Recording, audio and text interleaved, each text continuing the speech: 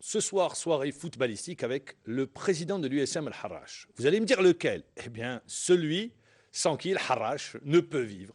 On le pensait fini, qu'il avait quitté la fonction. Non, il est toujours présent parce que sans lui, l'USM Al-Harrach, eh bien, n'arrive pas à continuer. Les joueurs l'ont demandé. Il s'agit de Mohamed Laïb. Mohamed, bonsoir. Bonsoir, M. Ammar. Bonsoir. Avec Amirouche Boudjedou de compétition et Rachid Abed du quotidien Liberté. Tous deux, bonsoir. Bonsoir. Mohamed Laïb, y a-t-il une vie à l'USM Al-Harrach sans Mohamed Laïb? Oui, non, je pense qu'il ne faut pas être prétentieux. Moi, je pense bien sûr qu'il va y avoir une vie après Mohamed Laïb. On vous avait annoncé démissionnaire, on vous avait dit que vous étiez parti. On avait reçu à cette même place celui qui vous avait succédé, M. Bouslimani. Finalement, les joueurs n'en ont pas voulu. Et vous revenez aux affaires. C'est un peu compliqué, c'est pas... vous êtes là pour nous expliquer. Voilà, donc on va rentrer dans les explications. Vous voulez qu'on commence, on peut commencer Oui, les explications. C'est vrai que moi, au départ, j'avais démissionné déjà à peu près au mois de novembre, fin novembre, début décembre, où j'avais demandé un peu au Conseil, à l'Assemblée générale, que je souhaitais m'arrêter parce que, vu les difficultés financières qu'on avait, je ne pouvais plus faire face à cette situation. Au bout d'un certain moment, les gens étaient d'accord, m'ont donné leur accord, et on a seulement prolongé que la date de la démission se ferait à partir du 31 décembre. Pourquoi? Parce qu'effectivement, entre-temps, j'avais engagé des négociations avec Air Algérie, que vous connaissez puisque ça n'a pas abouti, avec Nejma. Donc, on avait décidé que le 31 décembre, je mettrais fin à Fox. Et effectivement, le 31 décembre, donc j'ai présenté une deuxième démission partant à partir du 1er du 31 décembre, disant que je ne suis plus libre. Effectivement, après moult discussions, on est arrivé à un consensus où nous avons donc désigné un nouveau bureau composé de 7 membres et qui lui-même avait siégé et avait désigné M. Bouslimani comme président. Donc à partir de là, je me sentais plus concerné et je me suis un peu retiré pour... Puis voilà un peu la... Et puis non, c'est pas et voilà. Et puis après, vous revenez aux affaires durant cette période-là. Si vous voulez, moi je me suis donc pendant 1 mois et demi, 2 mois, où cette période a duré, je me suis un petit peu retiré. Et qu'est-ce qui fait que vous repreniez du service? C'est-à-dire j'ai repris pour l'amour du club. Parce que effectivement, il y a eu une réunion qui était prévue avec les joueurs et M. Bouslimani, donc le président. Et il est allé donc voir les joueurs. Et les joueurs, effectivement, réclamaient leur argent, puisque nous, on les avait payés, je les avais payés pendant une durée de 3 mois. Donc, il réclamait un peu le complément de salaire, puisqu'il lui avait déjà posé, dans des réunions qu'il a eues déjà avec les joueurs, ils avaient posé ce problème-là.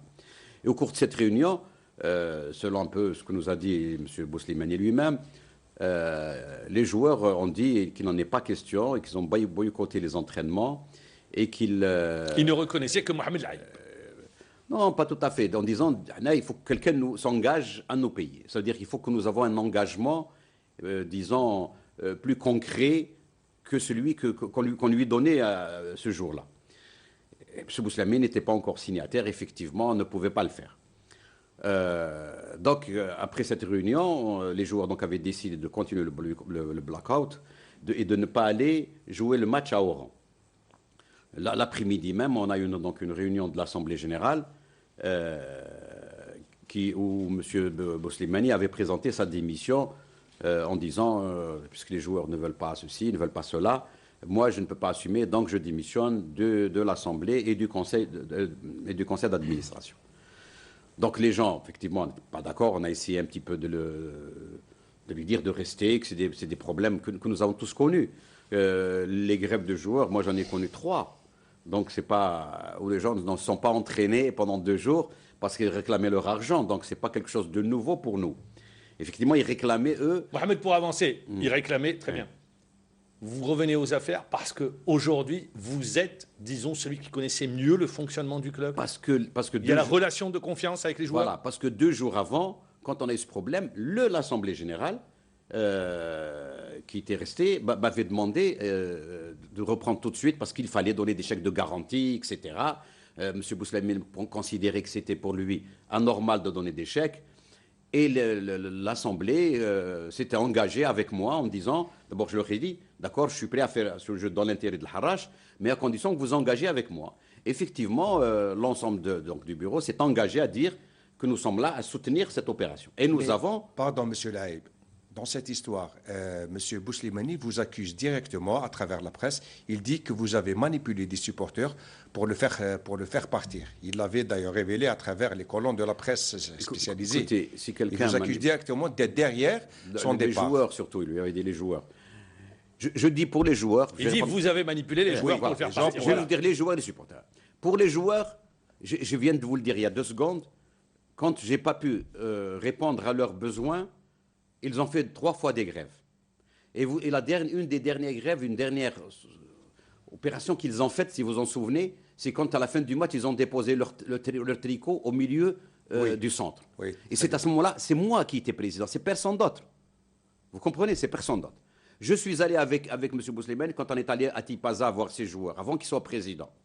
Et il y avait un accrochage et je les avais annoncé à ces joueurs que je ne suis plus le président, que je vais continuer à vous assumer les 3 mois de salaire, c'est-à-dire il y a 4 mois. Et puis à partir de là, je ne suis plus le président.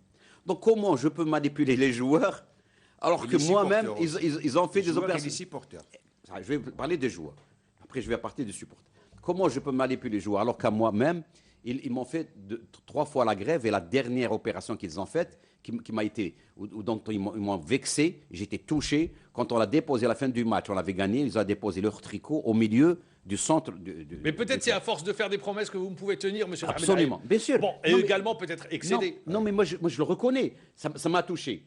Mais je reconnais leur demande. Non, c'est pour justifier, pour dire comment je peux manipuler le joueur alors qu'ils ont fait grève contre moi. Les supporters, la réponse rapide. Alors, la supporter. Vous savez bien, vous êtes journaliste et vous le savez bien.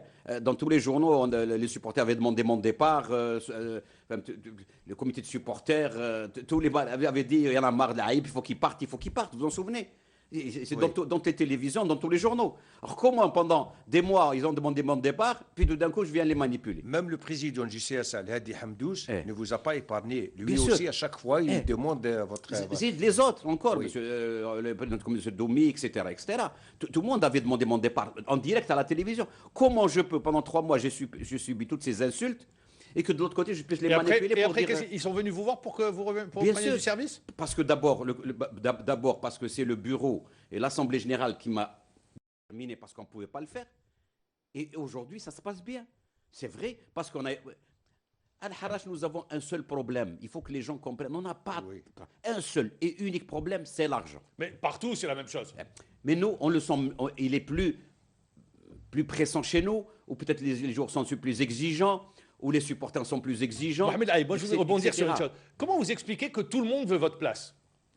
Il y a Saïd Aliq, il y a M. Brayat maintenant qui dit voilà, j'arrive. Ça oblige Mana à faire une déclaration. Tout le monde veut votre place. Dahmani Djilali. Non, lui, il ne la veut pas. Lui, il l'annonce, mais il ne la veut pas. Écoutez, moi je vous dis, je vous donne ma parole d'honneur que je vous dis la vérité. C'est convoité le poste de président de l'USM Al-Harrach. C'est que moi, mon grand souhait, c'était de partir. Et mon souhait qui reste toujours, c'est qu'en fin de saison, je puisse partir. Mais en laissant effectivement mon club dans de bonnes mains. C'est pour ça que quand vous m'avez demandé si je voulais terminer Bark, donc 2 jours avant, les joueurs avaient décidé de ne pas partir à Or. L'Assemblée générale m'avait demandé de reprendre contact. Donc j'ai réuni les 5-6 joueurs, donc j'ai essayé un petit peu, et on a passé quand même 6 ans ensemble, personne ne peut l'oublier, malgré ce qu'on peut dire, mais on a passé quand même 6 ans. Nous, on a été les joueurs, ces cadres de l'équipe, que ce soit Hendo, que ce soit Doha, que ce soit Younes, c'est des gens qu'on connaît depuis des années et des années. Younes, il a fait des allers-retours. Mais c'est un enfant de Maison Carrée. Oui, c'est un enfant de Harrach. Donc, son père est un ami. Lui, quand j'étais président, il était junior. Donc, vous les avez rassurés? On les a rassurés pour leur dire allez jouer ce match-là et je vous promets que je me réengage de nouveau pour vous payer. Et c'est ce que j'ai fait. Donc, ils sont partis. Ils ont eu un bon résultat à Oran, alors qu'on aurait même pu gagner. Vous avez fait match nul, alors qu'on nous menait à 0. On est revenu, on a gagné un match. Donc la mentalité est revenue, l'esprit est revenu. Et moi, j'ai commencé à payer les gens. Amirouche. Question, monsieur Aïb. On a dit que vous n'aviez aucune intention de quitter le club. Ils ont justifié par le fait que vous ne vous êtes pas présenté à l'Assemblée pour la passation de consigne. Vous étiez à l'étranger. Et la deuxième fois, je ne sais pas ce qui s'est passé, mais comment ça se fait que vous n'avez pas donné les clés du club à Bouslimani? Les données comment? Par une assemblée générale. Non, monsieur, pas une assemblée générale. On lui donne les clés quand il va passer chez le notaire ou qu'il y a les statuts qui sont modifiés. L'Assemblée générale Pas des avant. actionnaires ou les Des des clubs actionnaires. Oui, des il actionnaires. faut connaître Des la actionnaires. règle. Ouais. La règle, c'est quoi? Nous avons fait une assemblée générale où nous avons Assemblée générale des actionnaires. des actionnaires. Très Nous bien. sommes 12. Ouais. Dans cette assemblée, on a décidé à l'unanimité, d'abord, ils ont accepté la démission du président. Mais pourquoi j'aurais démissionné? Personne ne m'a demandé de démissionner. Elle est réelle, votre démission? Bien sûr. Parce que le club, parce que vous ne pouviez plus payer les joueurs, Bien sûr. il n'y avait plus d'argent. Bien sûr. Vous êtes retiré. Bouslimani a assumé cette situation. Quelle Il situation il a assumé? Est-ce qu'il y a des joueurs qui ont été payés? Non, justement, Mais en comment vous quelque pouvez- sorte, vous Smahli. avez montré que Bouslimani ne peut pas Non, driver le club. non, j'ai beaucoup de respect pour M. Bouslimani, ne me faites pas dire ce que je n'ai pas dit. M. Bouslimani avait C'est souhaité... une lecture, c'est seulement une Là, lecture. non, mais je ne l'ai pas dit. M. Bouslimani avait souhaité être président. Il a eu l'accord de l'ensemble de l'Assemblée générale, y compris la mienne, pour qu'il soit président. Pour être président, pour prendre les rênes d'une manière définitive, il faut que les statuts soient modifiés. Il faut que dans les statuts, c'est lui qui est le signataire et c'est lui qui est le président. On ne peut pas sur les statuts être moi le président et dire voilà les clés, faites-en ce que Pourquoi vous ça n'a voulez. pas été fait? Mais ça dépend plus de moi. Ça dépend plus de Mohamed Laïf. Moi j'ai fait, 2 secondes, parce que je vais Ouais. l'expliquer. Nous avons fait une première assemblée générale où nous avions décidé. On avait dit cette assemblée n'est pas valable parce qu'il manquait le commissaire aux comptes qui n'était pas présent et un des membres qui était absent, qui était à l'étranger. Pas moi. Puis après, on me fixe une date. Rendez-vous, une deuxième date, effectivement, telle date. Telle date, je ne pouvais pas. Vous savez que je suis fonctionnaire, comme on dit. Et quand il y a une mission, elle est prévue 3 mois à l'avance. Et je ne pouvais matériellement pas la reporter parce que je ne pouvais pas. C'est tout est fait, les ordres de mission sont faits. Je ne pouvais pas. Donc vous ne pouvez pas reporter la obligation. mission. Je peux reporter la mission. On a reporté l'Assemblée générale.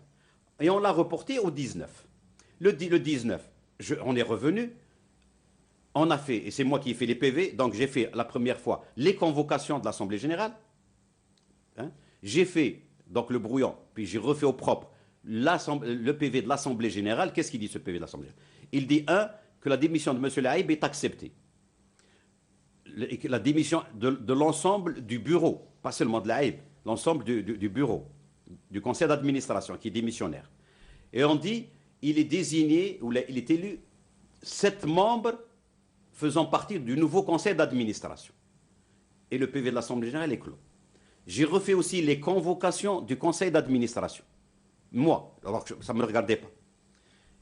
Et c'est M. Mana qui a signé les PV en tant que doyen de l'Haraj. J'ai fait les PV du conseil d'administration, où on dit que M. Bouslimani est élu président de l'USMH. À partir de là, il fallait que tout le monde signe.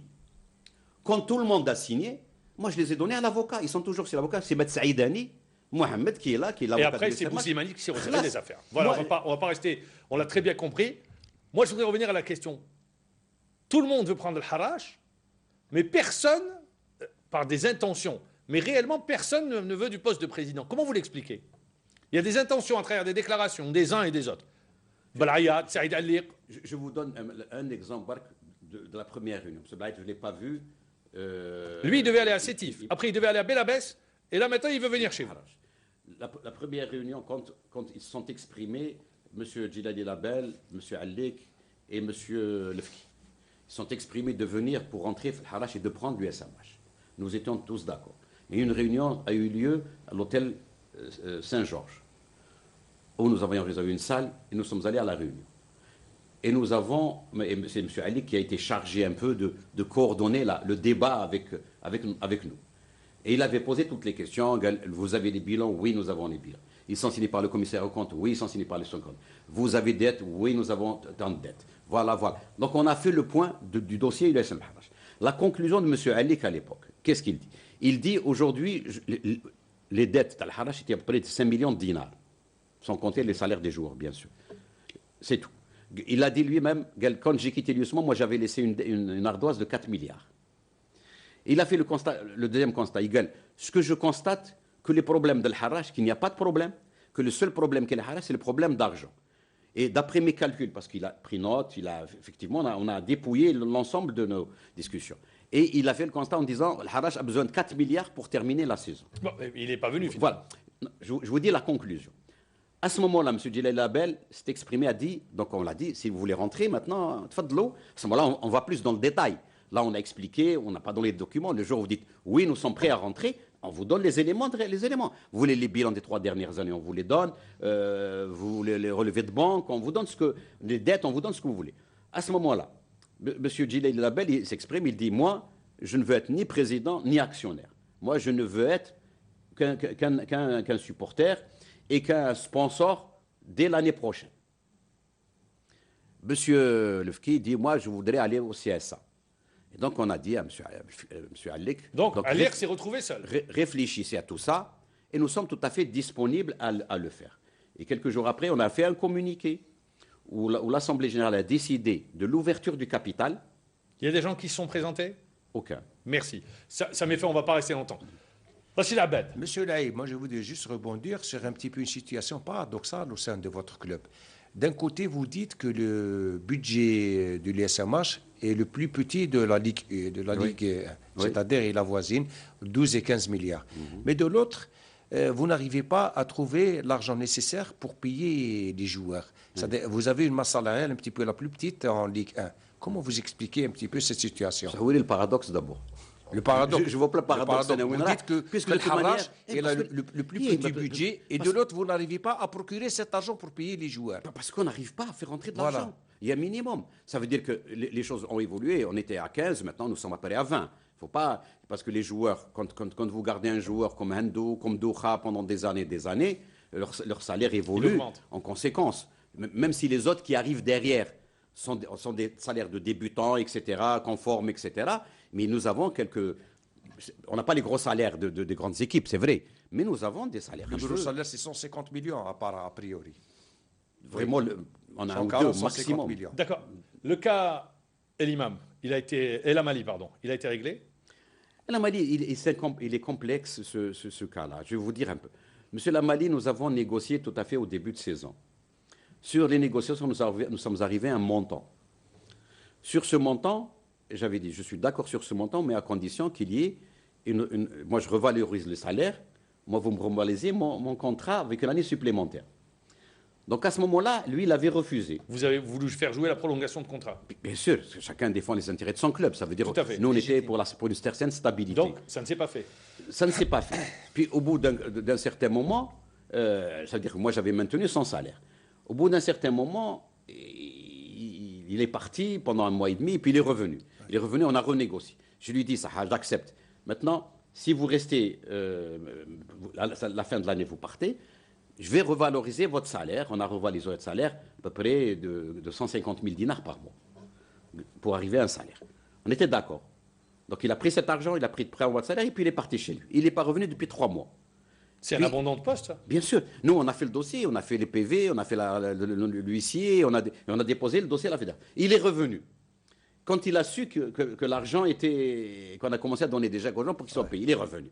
Il n'est pas question que je lui donne un chèque. Alors je lui dis, vous avez 2 solutions pour moi, ce que je proposais. C'est soit... Vous prolongez sur la période... Vous prolongez d'une année. Et à ce moment-là, on efface vos absences, etc. Ou vous ne voulez pas prolonger, et je vous enlève les 3 ou 4 mois de salaire de votre absence. C'est tout. Et pour le cas juste dans le cas de l'agent, le cas Boundiah, est-ce que vous l'avez réglé ou pas? Parce que cette semaine, vous avez annoncé que vous allez saisir la FIFA pour régler ce cas. C'est pas moi qui l'avais dit, mais je vais le faire. C'est pas moi qui avais annoncé, c'est M. Boussouli-Mani qui avait annoncé ça. Oui, c'est lui qui avait annoncé. Mais moi, je viens de faire une lettre à la fédération tunisienne, c'est-à-dire directement au club, copie à la fédération tunisienne, copie à la fédération algérienne, en donnant un délai de 15 jours, qu'au bout de ces 15 jours, je saisirai la FIFA. Si l'argent ne rentre pas dans les caisses. Moi, je voudrais rebondir sur parce que le bruit, ces 3 derniers jours, c'est autour de M. Belayat, qui veut racheter toutes les actions du club et tout. Moi, je voudrais savoir pourquoi vous ne mettez pas les gens qui disent, qui annoncent leur venue à l'USMH, c'est-à-dire au pied du mur, c'est-à-dire venez, comme l'a fait Haddad avec un gars qui a dit « Moi, j'ai 100 milliards », en pleine conférence de presse. Il a dit « Moi, j'ai 100 milliards, je suis prêt à reprendre le club ». Il lui dit « À ramener ce chèque et je vous donne le club. Pourquoi vous ne faites pas la même chose ?» Moi, je regrette que vous m'écoutez peut-être pas. Et tout à l'heure, je vous ai dit qu'on avait reçu les premières personnes qui se sont exprimées. Je vous ai cité les noms. Je vous ai dit qu'on les a reçus dans un grand hôtel avec café, thé, gâteau, vous avez etc. parlé de M. Lefki, de M. Aliq et de Djilali Label. Maintenant, on parle de Belayat. Oui, mais c'est notre démarche. Non, Lefki et Djilali, ils n'ont jamais fait des déclarations comme celle de Belayat. non. Ils avaient, ils avaient fait, ils ont exprimé le besoin de prendre le Harrach. Non, je suis désolé, ils avaient exprimé, Gaël, si nous venons, c'est pour présider le Harrach. Donc, et on était d'accord. Donc vous suivez la même démarche. La même démarche bien pour sûr. tous ceux qui voudraient. Monsieur Belayat, il m'a envoyé effectivement une lettre pas recommandée. Je l'ai appelé personnellement et je lui ai dit, je m'excuse, vous ne pouvez pas m'envoyer une lettre personnellement et en lettre recommandée. On a fait un communiqué, on a désigné quelqu'un qui s'occupe de ça. Pour l'ouverture du capital. Il faut le saisir à lui. Gaël, je viens à Alger tel jour, est-ce que vous pouvez me rejoindre? Je dis avec plaisir. Et on a rendez-vous avec lui. Eh ben, quand est-ce que vous avez rendez-vous? Cette semaine. Cette semaine. Ouais. Merci Mohamed Laïb. Vous restez avec nous pour la deuxième partie de l'émission, tout juste après cette page publicitaire. Yassi Salah, je suis actuellement étudiant en troisième année informatique à Tizi Ouzou. Notre projet consiste à créer un site web proposant des cours conformes au programme national, des exercices et des vidéos éducatifs. Notre projet fait partie des 5 projets lauréats du programme Testart. On remercie l'ANDPME et Orido pour cette initiative grâce à laquelle notre idée est devenue désormais réalité. Deuxième partie de l'émission. Ouais, le débat ne s'arrête pas, même durant la courte page publicitaire. Alors, on vous l'avait dit, ouverture du capital, il n'y a pas de problème. Celui qui veut venir investir à Al-Harrach, il est la bienvenue. Bien sûr. On parlait des actions, le coût de l'action. À peu près 1 million de dinars. 1 million de dinars. 1 million de 10 000 dinars. Ah, 10 000 dinars, 10 000 ok. dinars l'action. Mais là, c'est ce qu'on avait demandé. Ça, c'est la valeur aujourd'hui de la SPPA. Mais nous avons le CSA où il est demandé déjà pour faire une évaluation. On a saisi donc la justice qui va, elle, désigner un commissaire aux apports et qui va évaluer, comme l'a dit si bien dans le jour d'hier ou d'aujourd'hui, M. Mana, qui va donc évaluer la valeur, parce que c'est une valeur morale, c'est une valeur... vous savez bien qu'on le rappelle souvent, que le Harrach, c'est la seule équipe durant la Révolution qui a joué avec le drapeau algérien Ben Djema ou Helal. Nous sommes la seule équipe en Algérie qui a joué avec le drapeau algérien durant cette période. Combien on peut acheter d'actions? C'est-à-dire le minimum et le maximum. Non, Il n'y a pas de minimum, il n'y a pas de ce que vous avez comme argent. On peut acheter une action. Non, ça veut dire que c'est pas ça. Ça veut dire le problème. Nous, on a dit, d'abord, c'est pas moi de définir si je peux vendre une ou des actions. Ça veut dire, un club a besoin d'argent. Vous savez bien, si c'est pour que vous me donniez 1 million, même quel que soyez, est-ce que les supporters peuvent acheter des actions? Non, mais le problème, bien sûr que tout le monde peut acheter. Non, mais la question, vous la posez mal, parce que on n'a pas interdit, mais il y a un minimum qu'il faut faire. Le club a besoin d'argent. Nous avons un capital seulement de 12 millions de dinars. Donc, ça veut dire qu'on a besoin d'argent. Ça veut dire plus les gens achètent d'actions, mieux c'est. Parce que sinon, quel est l'intérêt qu'il y ait 50 personnes qui vont acheter à 10 dinars? Ce qui est préconisé, M. Mohamed Laïb, en principe, sur les questions d'achat d'actions, on veut constituer des groupes de supporters. Voilà. En principe, ça fonctionne comme ça. Voilà. Moi, je voudrais revenir maintenant sur le plan sportif. M. Mohamed Laïb, on avait eu l'année dernière, vous étiez heureux du parcours de votre club. J'avais eu l'occasion de vous rencontrer. Équipe qui pratique un beau football. Sportivement, l'équipe fait un super parcours. Qualification Champions League africaine. Vous étiez heureux et c'était l'un des objectifs que les joueurs et de la compétition africaine. Aujourd'hui, on est au mois de mars. Vous avez mis une croix sur la Champions League africaine. Est-ce que ce n'est pas frustrant pour les joueurs, pour le staff dirigeant et pour les dirigeants que vous êtes? C'est très frustrant. Nous sommes tous frustrés, des joueurs à l'entraîneur, etc. Malheureusement, vous connaissez à l'époque, au début de saison, les instructions par écrit que nous avait fait la fédération. On nous avait dit... Pour tous les clubs, il faut le rappeler. Oui, mais je n'ai pas dit que pour le Harrach. Ouais. Les clubs jouent en Coupe d'Afrique en disant qu'il n'est pas question ni d'avancer, ni de reporter un match. Et on nous a même demandé de faire un écrit, de confirmer que nous demanderons ni un report de match, ni d'avancer les matchs. Maintenant, on avance les matchs. Maintenant, on avance, on recule. Maintenant, c'est une autre dimension. J'y peux rien, je ne vais pas faire le procès Non, de quelqu'un. voilà, d'accord. Mais le problème, à l'époque, Et vous ne pouviez faire face à cette situation? je ne pouvais pas. Aujourd'hui, vous voyez, aujourd'hui, sans faire la Coupe d'Afrique, ouais, on a eu des problèmes d'argent, parce que c'est toujours les problèmes d'argent qui nous ont perturbés durant notre préparation, durant les débuts de match. On n'a jamais fait un... Mohamed Aïb, en d'autres termes, attention. Al-Harrach ne peut jouer une Coupe d'Afrique dans les conditions actuelles. Non. Aujourd'hui, demain ou... Si, on peut, si nous avions, puisque nous avions à l'époque même un préaccord d'Air Algérie qui nous acceptait d'assurer le transport. Donc ça veut dire que nous étions tout à fait disponibles. Ce n'est pas le fait de payer 2-3 nuits d'hôtel à l'équipe que nous recevons ici qui nous posait problème, ou d'aller avec notre équipe avec une indemnité pour les joueurs qui nous posait problème. Ce n'est pas vrai. Ce n'est pas une affaire de 200 ou 500 millions ou des milliards qui nous posait problème. C'est le problème de dire vous ne pouvez pas avoir deux équipes. Une qui joue ici, vous avez vu c'est le cas du CSC, c'est le cas de Sétif. Qui va le Elma qui prend 4-0. Là, parce qu'ils ont trouvé maintenant un accord, on fait reporter le match, le Mouloudia qui a accepté de faire avancer le match de succès. Mais à l'époque, on nous avait fait signer un document disant vous n'avez pas le Donc droit de vous êtes resté. Les joueurs l'ont mal vécu? Ils l'ont mal vécu. Bien sûr qu'ils l'ont mal vécu, parce qu'aujourd'hui, ils se disent on aurait pu aussi nous jouer. Si on nous avait dit qu'à l'époque, vous pouviez effectivement faire avancer ou faire reporter vos matchs de 3-4 jours comme le... Il n'y a pas eu de report. Il n'y a pas eu de report. C'est avancer les matchs. Avancer le match. De 3-4 jours comme ils le font hier. Mais bien sûr qu'on aurait accepté de jouer la Champions League. Je cède juste la main dans 30 secondes. Je vais vous poser la question. Pour vous, on ne protège pas les clubs algériens engagés dans les compétitions africaines? Pas. Absolument pas. On ne met pas les moyens. Moi, je suis allé en Tunisie à l'époque pour le transfert turc et j'ai vu que ce que fait la fédération, le ministère de la Jeunesse et des Sports, chez eux, pour que ces équipes soient au top niveau pour qu'ils puissent jouer des compétitions africaines. Moi, je voudrais un petit peu savoir où on est avec les sanctions de la CAF. Est-ce que la CAF vous a sanctionné à propos de votre forfait pour la Coupe d'Afrique du moment que votre adversaire... Mais on n'a jamais... Ils ne se sont pas engagés. On ne s'est jamais engagé. Et le tirage au sort, il vous a fait tomber Ça, avec mais ça, c'est au niveau du tirage au sort, c'est tout. Oui. Non, on n'a pas eu. Donc il n'y a pas eu de sanctions à l'encontre du club, ni financière, ni administrative. Non. Voilà, c'est une bonne Amirouche.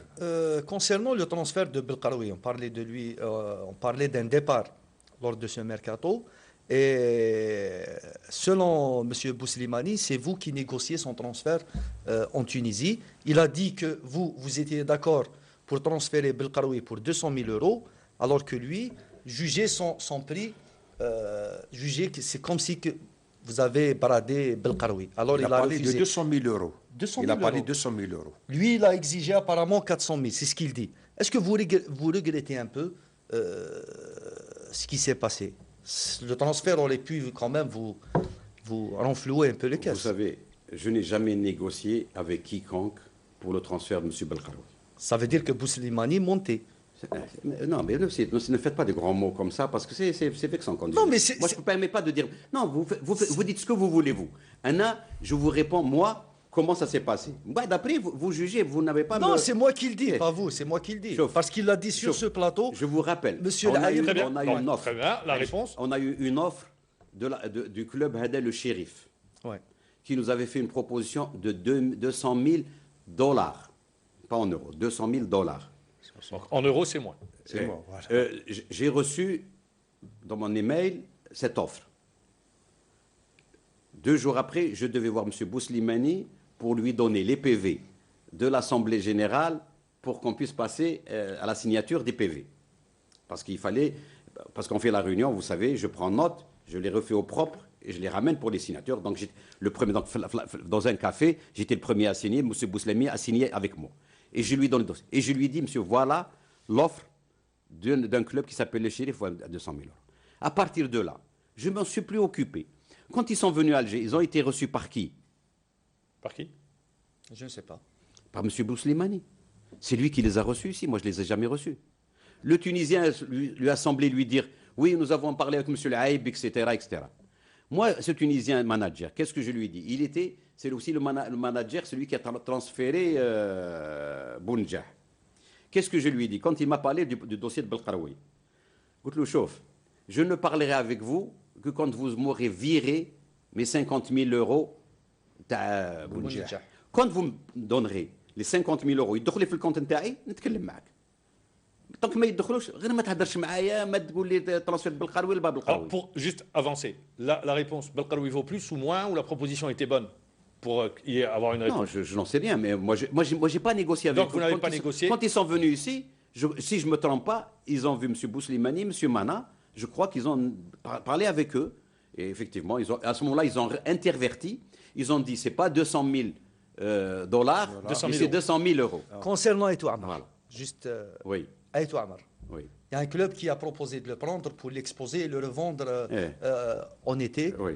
Qui a refusé? Vous? Les deux. Je pense que moi, au départ, j'avais Même refusé. M. Bouslimani avait refusé. Et lui, il avait refusé parce que c'est gratuit.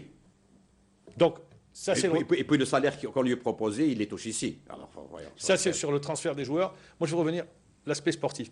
Pour vous, cette année, c'est une année... Comment vous qualifierez cette année pour l'USM Al-Harrach?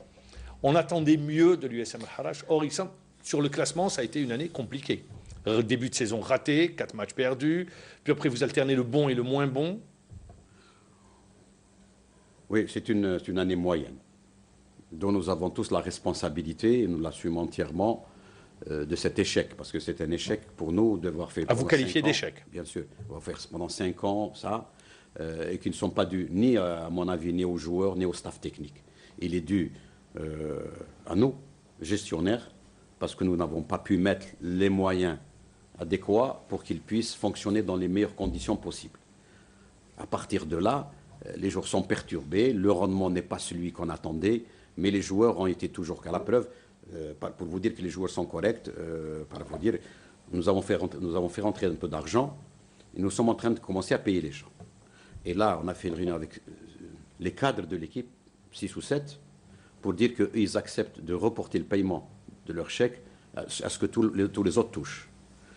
Vous voyez, donc c'est une position d'équipe, ça, de solidarité. Voilà, de solidarité. Donc on a commencé à payer tous les jeunes, tous les gens qui n'ont pas eu beaucoup d'argent, etc. Ils ont tous commencé à payer entre hier et aujourd'hui. Et les autres, également, nous, on peut, puisqu'il y a de l'argent qui rentre d'ici la semaine prochaine, nous, on est prêts à attendre. Mohamed Laïb, il reste 7 matchs. Qu'est-ce que vous attendez? Vous avez un match retard que vous avez refusé de jouer contre le Chebab Riazi de Belouizdad. Vous avez demandé le report. Non, pas contre la JSM Béjaïb, parce que vous jouez le CRB entre-temps et vous avez demandé le report. Non, on avait demandé le report. Pourquoi? Parce qu'on aurait pu, on était sur place. D'abord, on n'a pas compris pourquoi le match s'est pas joué le lendemain. Voilà. C'est ridicule. Non, mais d'abord, le jour même. Pourquoi? Parce que c'est pas au niveau du terrain que c'était mouillé. Aux alentours. C'était aux alentours. Sur la même le courante. pompier, quand on lui demande, il dit, moi, il me faut 3 heures pour vider. Comme je lui dis, si vous êtes venu le matin, vous l'aurez déjà pu le vider. Ça, c'est vrai. Et ça, ils auraient pu le vider et jouer le lendemain, puisque le terrain n'est pas touché. Et là, ça, c'est le premier point. Puis on annonce, le Harrach n'avait pas quitté encore le Bdjaya, qu'on voit sur le site de la Ligue que le match est programmé pour le mardi. Qui devait assumer le transport, les nuitées? Rien, personne n'a dit.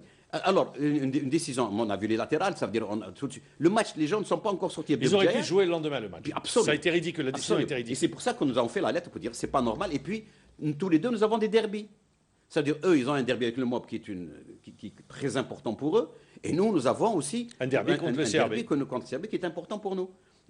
Qu'est-ce que vous attendez de cette dernier match? Pour remonter au classement, c'est tout. On peut avoir la 4e place, il y a une comparable.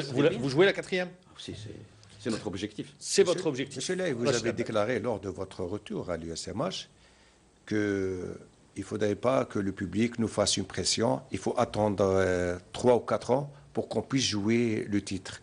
Ça fait maintenant 6 ans que vous êtes à la tête du club. L'USMH est toujours à la recherche d'un titre. Aujourd'hui, des voix s'élèvent du côté de l'Harrach et réclament un titre.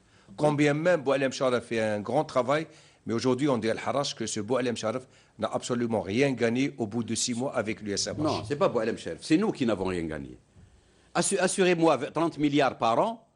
30 milliards, vous voyez, ce n'est pas beaucoup par rapport aux autres clubs. 30 milliards cette année. Ou même l'année prochaine. Assurez-moi 30 milliards. Oui. Et vous verrez qu'on peut être champion. C'est-à-dire, vous dites mettre les joueurs dans les meilleures Bien conditions. sûr. Mais aujourd'hui, nous mettons, je viens de vous le dire, j'ai expliqué pour cette année quel est le problème. Ce n'est pas le problème des joueurs, ce n'est pas le problème des entraîneurs. Ils ont fait un travail extraordinaire. C'est un problème de moyens. Mais attendez, Je vais vous donner un chiffre. L'entente décisif a été champion d'Algérie l'année passée avec 26 milliards. Jamais de la vie. Ça, c'est les chiffres Jamais avancés, de la vie. les C'est chiffres Mohamed. officiels avancés par le président Hamar en conférence de presse. Je m'excuse. Il a dit, j'ai remporté le titre avec 26 milliards de centimes. J'ai beaucoup de respect pour M. Hammar et j'ai Oui. autant de respect pour l'entente. Si, avec les joueurs qu'ils ont et qu'ils payent. Enfin, moi, j'ai un joueur que je paye à 300 000. Il est payé 1,2 milliard. Je vais vous citer seulement 3-4 joueurs. Vous n'allez pas m'obliger Oui. à dire des choses que je ne veux pas le faire. Mais cette année, il Il y fallait a 4 joueurs il y a 5 joueurs de l'Harrach. Ces 5 joueurs touchaient entre 300 et 400 000 dinars par mois. Ils sont allés à Sétif, ils touchent 4 fois plus. Touareg, le Gara. Je veux pas- Très bien. Voilà. Alors, Moi, je crois oui. avec les moyens d'El Harrach, ce qu'ils font, c'est un exploit.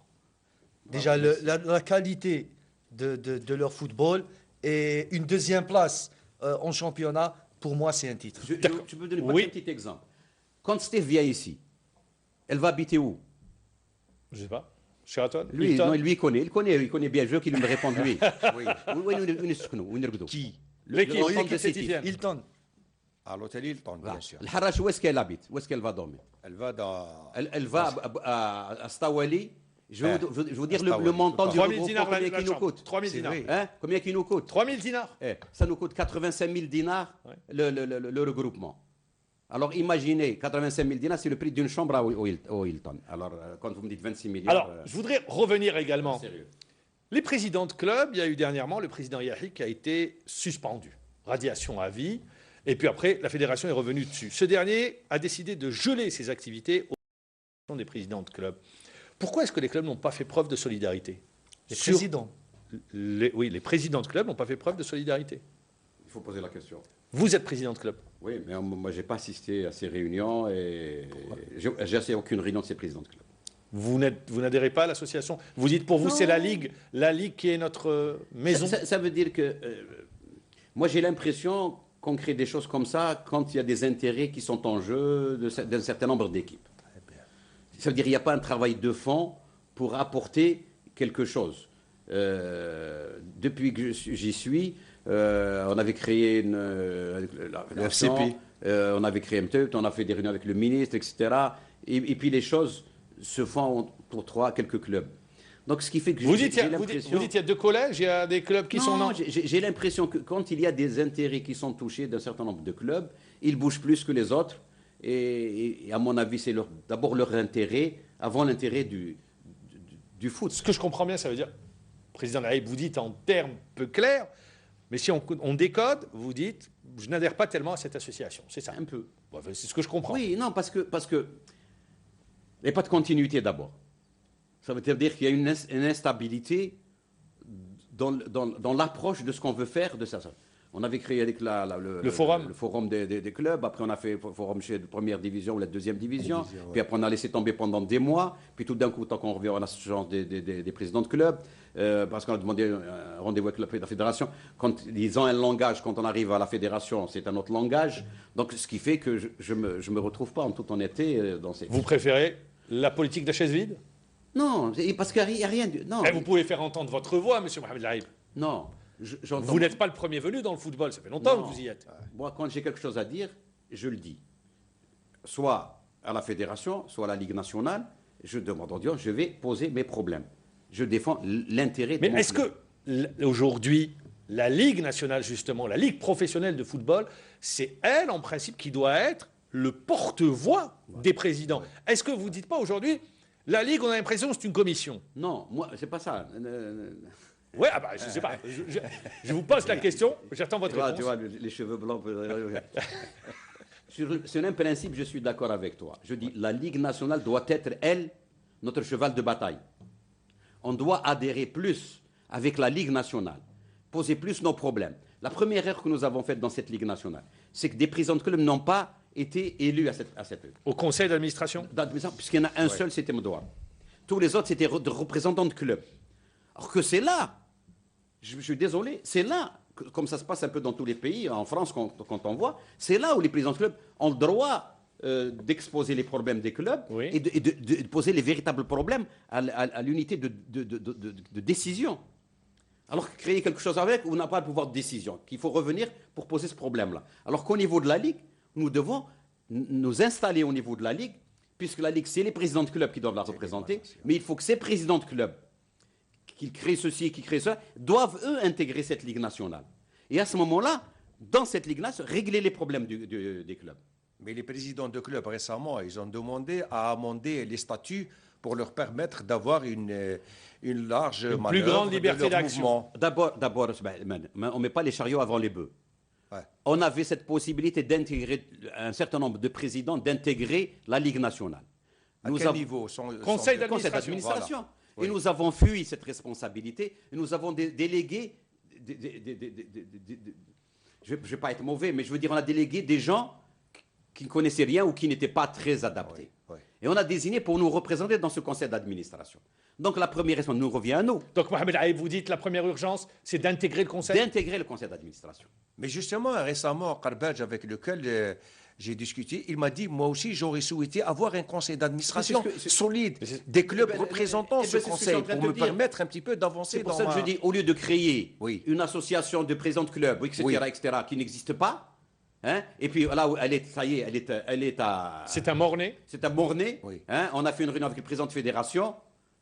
Ça y est, tous les problèmes ont été réglés. Hein, quand vous avez les discours de certains présidents, les discours, le président nous a donné, le président a fait, le président Il a fait. vous a permis donc on n'a de plus rien. s'asseoir sur Moi, les je fonds de vais marche. contre l'optique. Et c'est ça là. Il faut aller vers la Ligue nationale. Que les présidents de club, ceux qui sont les plus représentatifs, les plus... Qui Bon, vont ben, tous, ils sont représentatifs, c'est 16 présidents de Ligue. qui vont dans ce conseil d'administration, qui président des commissions et qui posent les problèmes. Mohamed des clubs. Aïb, est-ce que l'urgence, c'était la commission de désignation des arbitres, c'était que vous, président de club, vous soyez sur la main courante, c'était, est-ce que c'était ça L'annulation de la l'urgence? contestation de L'annula- décision. Oui. Je vous pose des questions, Non. moi. Non, pas du tout. Agnès, je te dis, il y a 10 ans, il y a 15 ans, je pouvais aller au stade et rentrer au stade. Et je ne restais pas dans le truc, je restais dans les vestiaires. Alors aujourd'hui, depuis une dizaine d'années, je ne supporte pas. Si je vais au match, je ne moute. Il vaut mieux ne pas y aller. Alors, et tu me dis, il faut rentrer sur le terrain. Je vois vraiment pas l'utilité. La Si dési- c'est faire pression sur En l'arbitre. tant que président, la commission de désignation des arbitres qui échappe à la commission centrale d'arbitrage, qu'est-ce que vous dites? Moi, je ne suis pas d'accord. Moi, je dis que la fédération doit continuer à assumer ses responsabilités en désignant un remplaçant à M. Belhaid Lakar. Là, on a coupé la part en deux. On a voulu faire plaisir à X et à On Y. l'a coupé en 4. En 4, merci. Dernière question, réponse rapide. Rapidement la question. Karbadj a annoncé qu'il va quitter son poste en fin de saison. Est-ce que vous êtes candidat? Voilà. Est-ce que vous êtes candidat en terminant? Non. Franchement, ça ne m'intéresse pas. Je vous dis, il faut qu'on revoie. Si je devais un jour aller, parce que personne ne peut dire Jamais. jamais, mais si un jour je devais aller, il faut que j'ai plus de pouvoir au niveau de la Ligue nationale, que j'ai plus de responsabilité dans cette gestion, et que une des premières conditions, comme je l'ai dit tout à fait au peu, qu'il y ait au niveau de cette Ligue nationale les présidents de clubs sérieux, constants, qui puissent apporter un développement à ce sport. Merci Mohamed Laïb, merci Amirouche et merci également Rachid Abed. Merci de nous avoir suivis. Demain, sur ce plateau, il y aura Monsieur Mocharara, ancien président de la Ligue nationale de football. Merci, au revoir, bonne soirée.